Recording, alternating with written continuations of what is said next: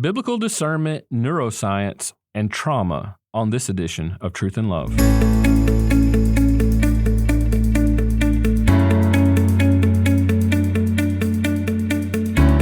I'm Dale Johnson, and you're listening to Truth and Love, a podcast of the Association of Certified Biblical Counselors, where we seek to provide biblical solutions to the problems that people face. You know, I've been looking forward to today and the release of this particular podcast as we think about neuroscience and trauma. We're moving forward in May, Mental Health Awareness Month, and it's important for us to always address these types of issues and to give a biblical background. And today, we want to demonstrate that we're not afraid of science. We want to make sure that we understand science and understand it well. And particularly as it relates to this issue of trauma, we definitely need to understand what's happening, what we can know relative to neuroscience in the brain and that sort of thing. And today with me, I have two guests, Ernie Baker, who most of our listeners are very familiar with, and I'm so grateful for Ernie. Thank you for being here. But I want to introduce another brother here with us as well, Dr. Eric Everhart. He's a practicing clinical neuropsychologist and licensed psychologist. He's a professor and director of the Cognitive Neuroscience Laboratory at East Carolina University. His clinical and research expertise includes electrophysiology, emotion processing, and behavioral sleep medicine. Eric, I'm so grateful that you would be willing to join us and to help us to think through these areas that aren't our everyday study. So thank you for working through this and helping us to do the same. Thank you for being with us. Oh, it is my pleasure to be here today. So hopefully I can help out. Now, for our listeners, what I just described about you and what you do every day, that's in a different universe for many people. And so I'm sure intriguing and interesting. So just explain, Eric, if you can, a little bit about what you do and some of your research interests particularly. Sure. On a day-to-day basis, I'm in the classroom. So I teach and I train undergraduates and doctoral students in clinical psychology and neuropsychology. As part of that, I see patients. So I have patient care, both inpatient and outpatient, where I will often provide a diagnosis for various conditions like Alzheimer's disease or traumatic brain injuries, various neurodevelopmental disorders, and so forth. And then I also have a research lab that I work in with my doctoral students and some undergraduates, where we examine things like electrophysiological processing during various emotions and how it might relate to sleep and sleep disorders. And so a typical day is pretty busy, but very enjoyable. So sounds quite intriguing. I maybe should come visit. Love to watch all that unfold. That's so intriguing to me. Now, we're going to talk a little bit about trauma today, and Ernie and I have spoken in the weeks preceding about trauma-informed therapy and a very popular book, Body Keeps the Score by Bessel van der Kolk. And this is a very popular book, and people have different opinions about it. But I want to ask you about it, Eric, because I think this is sort of the framework of the discussion for a lot of people downstream as we think about the issue of trauma and the body itself and how trauma impacts the body. So just raise some of your concerns or give some of your perspective on this very popular book, The Body Keeps the Score. Sure, happy to do so. To start, I would say that the science behind trauma is exceedingly complicated, and every individual who has experienced trauma is unique. However, books like this, well, they attempt to simplify terms to make it relatable. And when we do so, we often lose critical information and gain misinformation. And it's very similar to, I guess, maybe one example is the sort of the chemical imbalance phrase that was pretty common 20 or 30 years ago, where patients would say, I have a chemical imbalance. And that was used to account for a wide range of mood and affect-related behaviors and symptoms, but yet really provides no explanation of what's going on. And the book is impressive and has some merit and relevance to those who study and treat trauma. And so that's all good. It's a vast amount of information to try to present and unpack the neurophysiological pieces of trauma. But the concern for me professionally is that the work blends in a variety of information. Some of it's anecdotal, some of it is what we would call pseudoscience, and then it's blended in with science. And that's not uncommon for books like this that are written for similar populations. I would make the assumption maybe that this is done to help the layperson understand maybe a person with trauma history, or perhaps some practitioners that don't have a neuroscience background.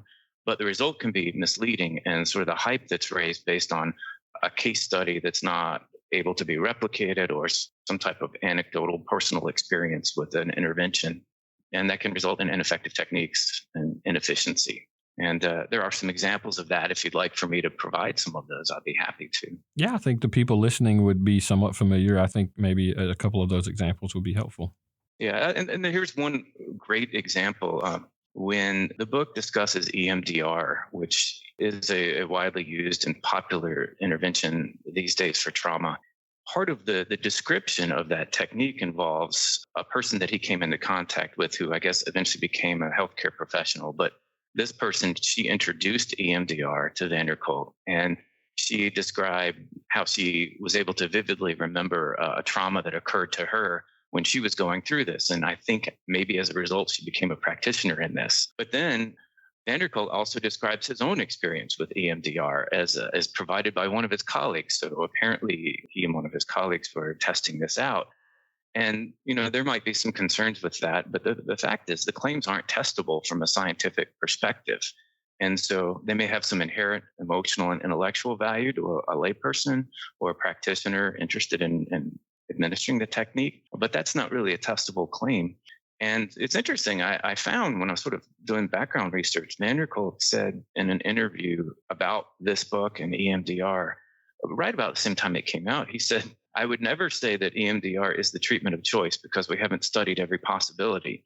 But EMDR is a very good treatment for one-time trauma and also a very useful adjunct for more chronic trauma. So that's sort of a separation from what people bring out of his book. He's even being cautionary on it.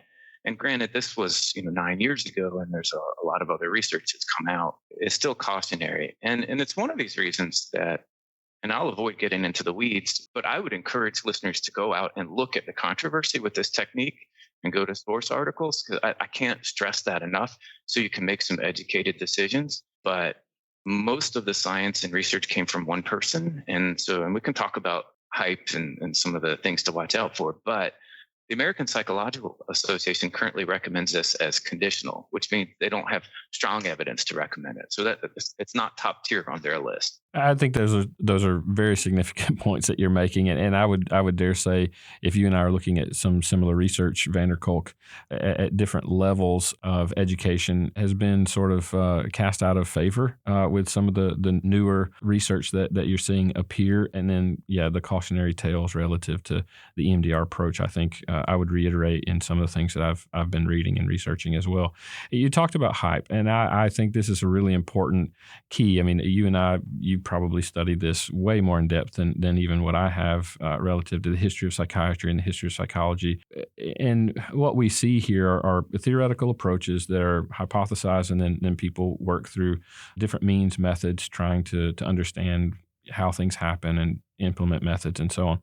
And psychiatry and psychology has a sordid past, really interesting past, as you see it cycle back from what several historians call romantic versus biological psychiatry. And you see these moments of hype. You mentioned the chemical imbalance theory, for example. And there are moments where, man, we're really excited. We see, this could possibly be the thing that gives explanatory value to certain things. And then we see sort of crash and burn. And then we see new things pop up, right? Well, we're still a young science. Give us a little bit longer, we'll figure this out, kind of thing. Help us to discern between hype and legitimate science, because listen, we in biblical counseling world, even from the beginning, we're not afraid of real science. We want to embrace legitimate science, but there's always this battle back and forth between what is hype and what is legit, and help us to have some categories to think through that. I think the warning signs, and there's always warning signs, so we have to be really careful. But I'll start out with go to source articles.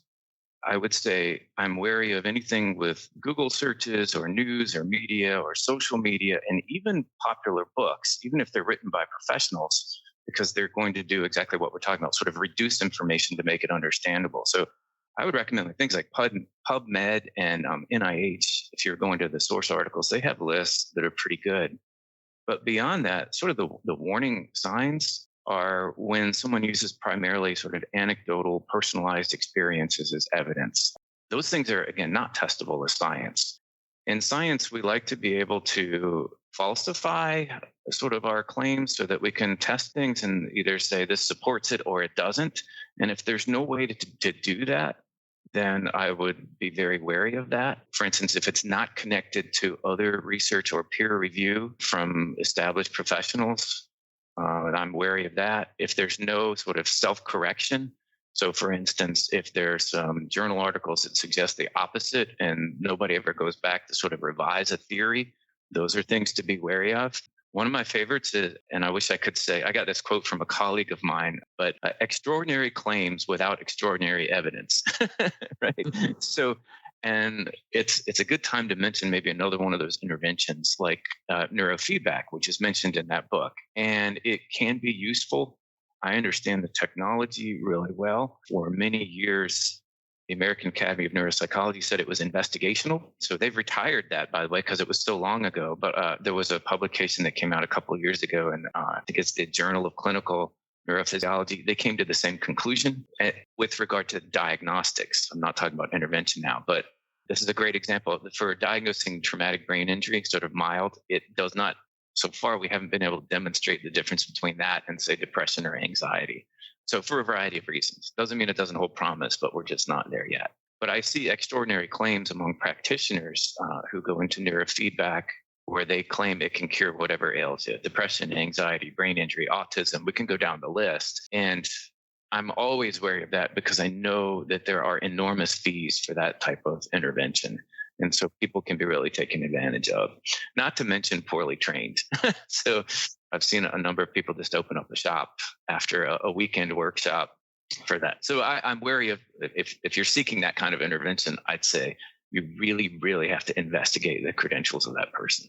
Eric, what you just gave us is priceless, honestly. And these are this is a type of language that I try and help my students to discern when they're reading some of these books early on. It seems like, or it may be, and could be that this is possible. And people read that as if we're talking about exact science. That's more philosophical.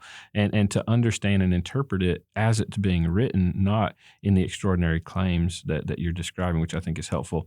Ernie, I want to get you in here in just a second. I'm going to ask one more question, and then you guys have had lots of conversation, Ernie, you and Eric, and he's been a helpful resource to you, even over the years, just batting back and forth things that will come out in literature and that sort of stuff. And I want you guys to discuss some of that literature. But Eric, before I let you guys jump into that, what I'd love to get a little bit more detail on, because we're talking about this issue of trauma itself. Give us some of the explanation of the preciseness with which we can tell in neuroscience whether an individual is anxious by doing some sort of basic brain scan, which is what many will claim on some level here. There are many, many different types of brain scans available, but I'll kind of stick with a couple. When we're just doing a structural brain scan, like an MRI that just looks at parts of the brain, it's really difficult to say that there are any differences unless you have some really extreme groups, that are sort of developmental in nature. But the more sort of recent technology with fMRI that sort of looks at blood volume differences and so forth are more sensitive. And these types of technologies can often identify group-related differences in various regions of the brain. So, for instance, you have a group of highly anxious individuals and a group of individuals who aren't. And there's typically some type of task in that study where they're viewing something, listening to something that's designed to elicit. So you can find these group-related differences in places like the amygdala or prefrontal cortex and connections. And there's some scientific value in that because we want to understand the science behind anxiety and what's going on and other disorders, so to speak. But there are three things to consider. The differences are correlations. So it doesn't determine cause and effect. So causal agents could be other parts of anatomy, environmental, long-term influences, those kinds of things. So in those types of studies, someone has to interpret the findings, and you can interpret those in several different ways. So that's one thing. Another sort of cautionary note is that these are lab-based paradigms. And so in the real world, some of these may have limited generalizability to real-time phenomena that someone is experiencing. Looking at pictures of faces that are angry or pictures that might induce anxiety is a fantastic tool in the lab, but how does that correspond? So, and I'd say the last thing is it's difficult then to take a group study and extrapolate it and apply it to a single individual in the course of time. Sure, there is a science behind it and it's got merit and value and it's really important for us to understand, but the biggest caution is trying to then reduce that to a single person. I've heard you say that a number of times, the caution of reductionism, and that has really been a a thorn in the side of the history of psychiatry, if we're honest, the wanting to have explanatory power, and it leads us to reductionism. And that's a human issue. I think we do that in theology as well at times, where we want to reduce something down into its simplest parts, and it doesn't give it proper explanatory power. This has been helpful. Ernie, I want to give you an opportunity to discuss some of the things that you guys have been talking about, even some of the quotes and different things that you guys have talked through. So help lead us here. I'm having fun just listening. So this is great. These are the types of conversations that Eric and I have been having for years. So I'm thankful that other listeners are getting to listen in now.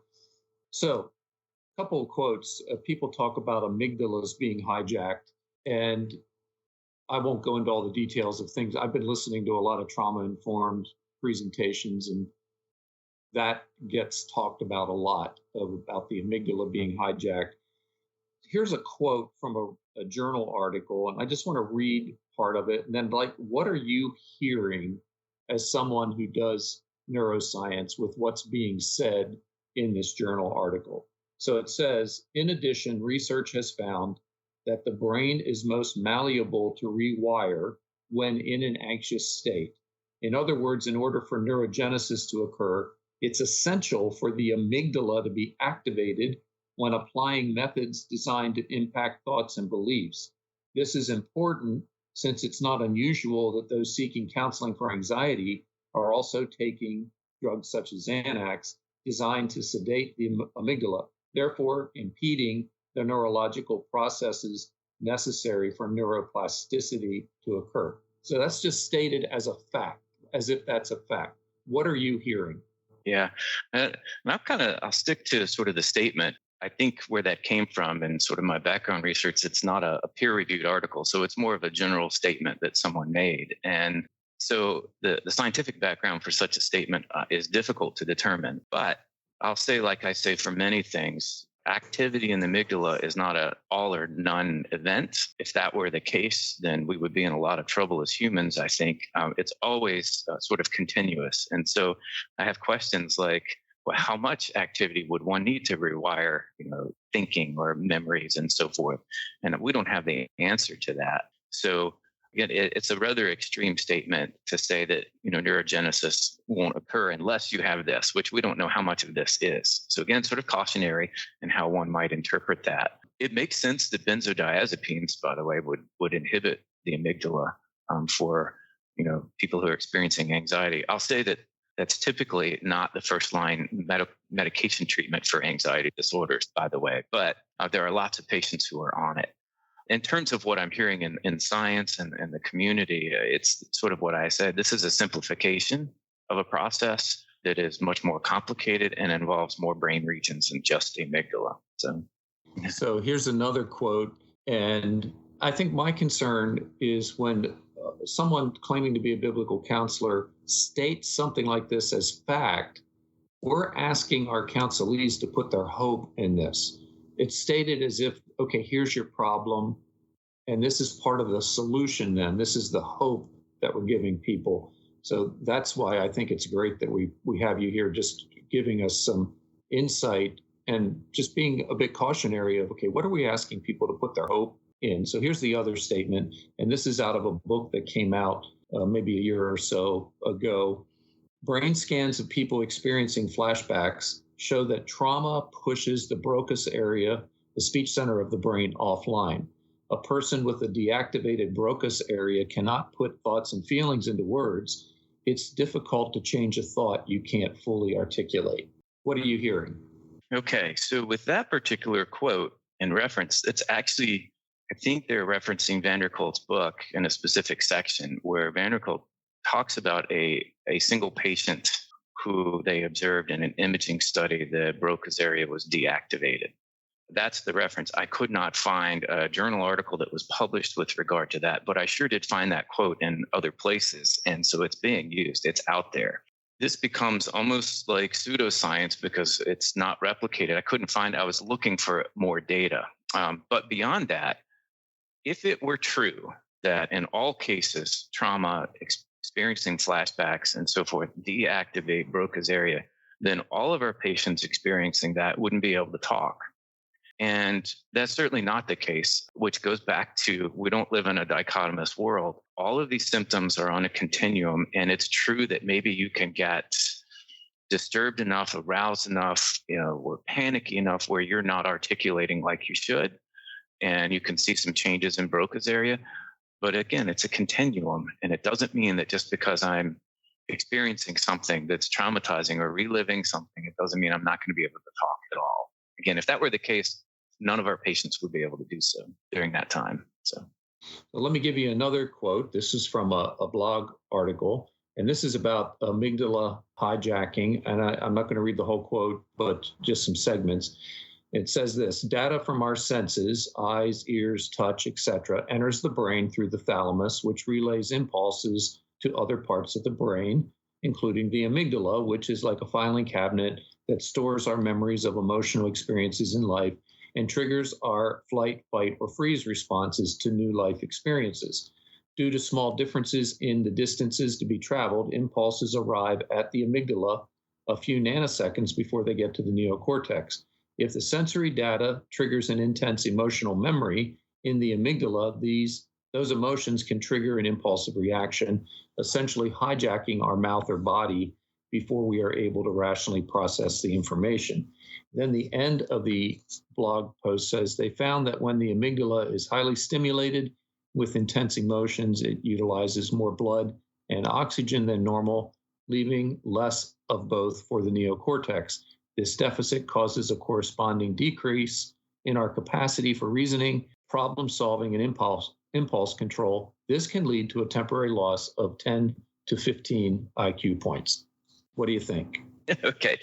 So it is understood in science that with recognizing sort of fear types of stimuli or experiences that could be harmful to us, that we have a sort of a fast pathway and a slow pathway. And one seems to be more instinct and goes through the amygdala. So, the best example of that is you're walking on the Appalachian Trail and you come around the trail and there's a snake in front of you and you temporarily freeze. It's the fight, flight, or freeze. And it's thought that that might be protective. But then the sort of the slow pathway evaluates what you see. And it turns out it was a stick that was kind of curved up and looked like a rattlesnake. And so that's sort of the slow pathway. So those are fairly well understood scientific principles. However, sort of to temper that, the fact, well, in terms of where memory is actually stored or experiences, it's not really one place as far as we understand. So it's not just the amygdala. That's certainly part of it, but emotion-related memories are associated with multiple anatomic structures and pathways. So again, sort of a simplification of what we understand. The last part of that statement, though, that says it could lead to a temporary loss of 10 to 15 IQ points, I know of nowhere where that was tested. I think I couldn't find it. I think it's originally in Goldman's book on emotional intelligence, emotional EQ, something along that lines. It basically says it's as if we lose 10 to 15 IQ points because we're thinking with less brain power and capacity. But that has not been scientifically tested. In order to test that, you'd have to give someone an IQ test while they're experiencing those things. And that's something that I'm not sure we can do. Eric, as we consider these things, this is the type of language that's being thrown out there, and people are responding to some of these ideas as factual. And as you mentioned, there's just a lot more that's complex that's going on in this language, using brain neuroscience as sort of a platform, if you will, catapulting other ideas. And I think that's the thing that if I were to share concern, that's the thing that I'm most concerned about. And as you mentioned, you take a person in a laboratory studying particular things, you put them in the field, and there are just lots of variables that, it's hard to measure some of those things distinctly. So I appreciate your measured expression and concern for some of these things, all the while also giving proper credence to the things that we know and maybe things that we don't know. Now, I want to give you sort of a last word because I think that would be important. Maybe some of the things that we've talked through and covered, where we want to offer clarity or questions that maybe Ernie and I haven't even thought of that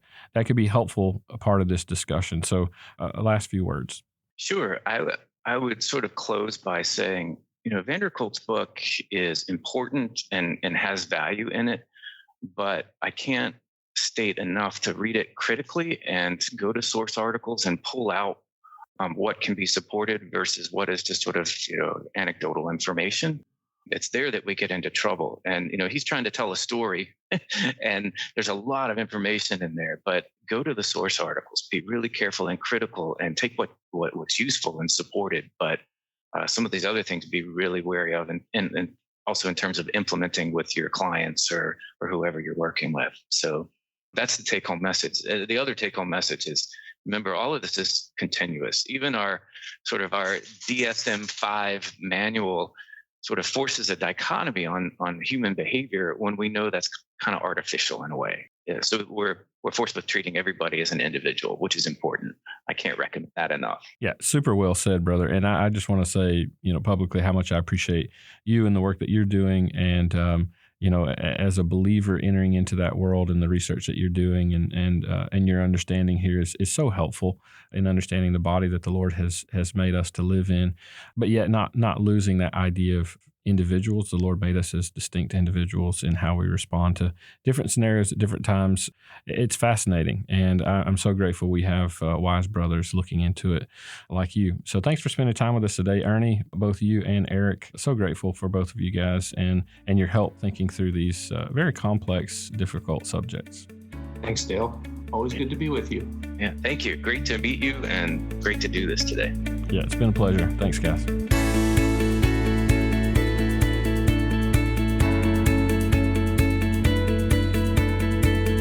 You're listening to Truth and Love, a podcast of ACBC.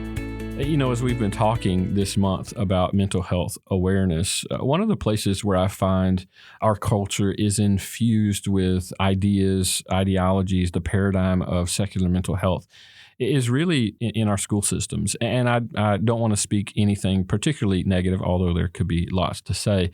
I do want to make you aware of a new curriculum that we've rolled out, our high school curriculum. We were asked several years ago, is there a way that you all could produce something that gives biblical clarity on the social sciences? And so we dug in. We started to use some of our fundamental material, writing different curriculum, using some of our fellows to produce some case studies and curriculum, using books that students will read through, and we've created a high school curriculum.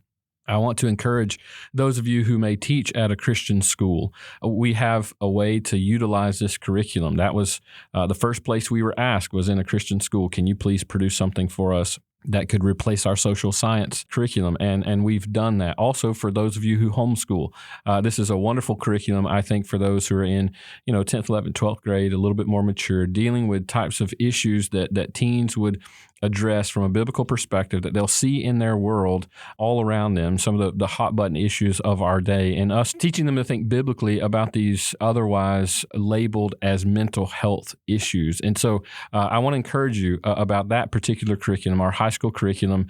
It's available now for you to order, to have set up for the fall coming academic year 23 and 24. So we'd love to hear from you about that. If you are interested, or if you want to make order, you can do that on our website, biblicalcounseling.com.